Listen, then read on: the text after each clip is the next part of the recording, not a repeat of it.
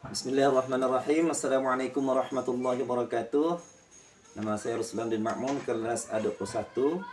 Dalam kesempatan pada hari ini saya akan membacakan tentang sistem teknologi di Cirebon. Yang pertama, kereta Paksi Nagaliman. Paksi Nagaliman adalah kereta kencana Kesultanan Kanoman Cirebon, berukuran panjang 3 meter, tinggi 2,6 meter dan memiliki roda yang bergaris tengah 1,5 meter.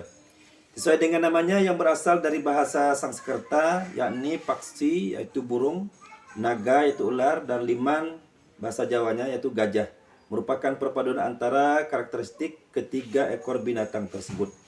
Paksi merupakan sosok burung pemangsa burung yang kuat dan perkasa, burung yang menguasai wilayah udara atau dunia atas dan dunia transenden. Hal ini mirip dengan angkatan udara pada dunia militer. Liman merupakan sosok atau karakter yang besar, kuat, dan gagah. Liman atau gajah merupakan simbol kekuatan yang ada di bumi, di darat atau di wilayah imanen, dunia manusia, dunia tengah. Paksi Nagaliman merupakan sosok hibrid dari multi-power tersebut. Sosok ini merupakan akumulasi dari semua kekuatan yang mampu melindungi keraton dari semua bentuk ancaman dan serangan. Yang kedua adalah kereta Singa Barong.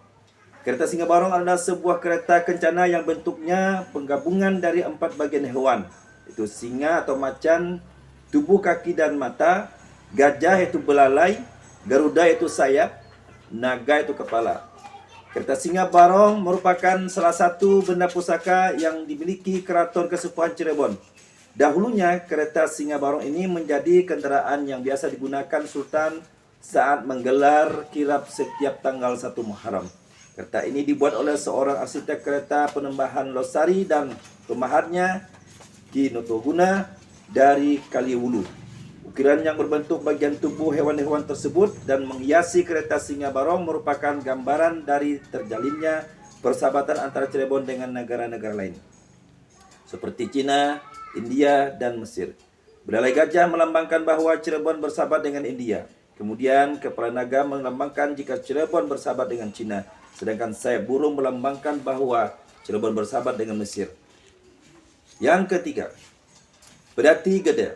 Menurut cerita rakyat yang berkembang pada masyarakat Cirebon, Pangeran Walang Sungsang yang juga dikenal dengan nama Mbah Kuwu Cirebon merupakan sosok yang diyakini sebagai Ki Gede Pekalangan, sekaligus pembuat Pedati Gede Pekalangan pada tahun 1371 Saka atau 1449 Masehi. Ide membuat Pedati Gede merupakan saat ketika muncul beliau mengajarkan murid membaca Al-Quran atau huruf Al-Quran tersebut kemudian menjadi sistem rangka pedati Triawan 2011.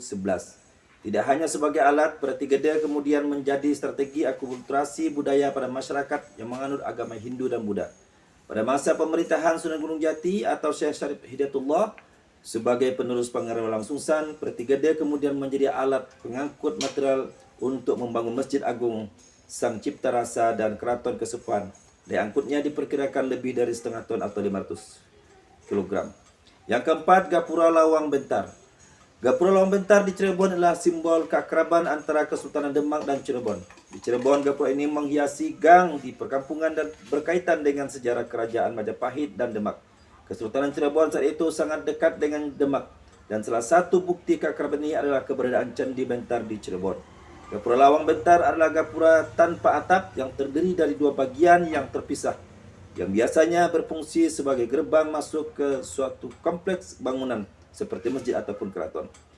Gapura Lawang Bentar Cirebon memiliki bentuk yang menyerupai candi yang melambangkan pengaruh Hindu, Cina, dan Islam dalam sejarah dan kebudayaan Cirebon. Gapura Lawang Bentar Cirebon juga memiliki fungsi sebagai simbol keagamaan dan kebudayaan, serta sebagai penanda arah dan batas wilayah. Kemudian yang kelima, masjid. Di antara masjid yang bersejarah atau masjid yang ikonik di Cirebon adalah yang pertama, Masjid Pejelagrahan.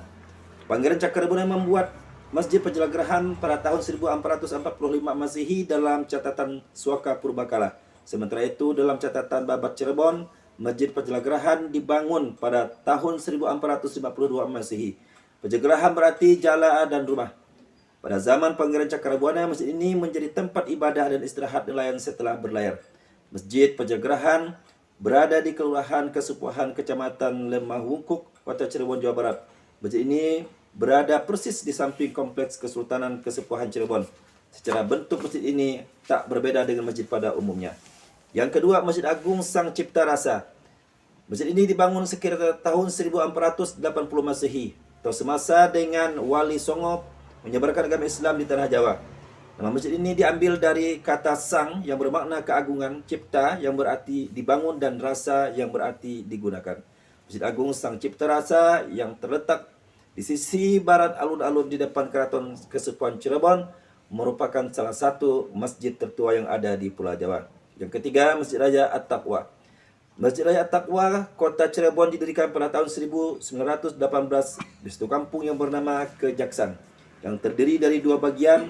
Yang satu untuk dipergunakan sebagai tajuk agung atau Masjid At-Taqwa sekarang, dan setengah bagian yang lainnya dipergunakan sebagai alun-alun Kejaksan sekarang.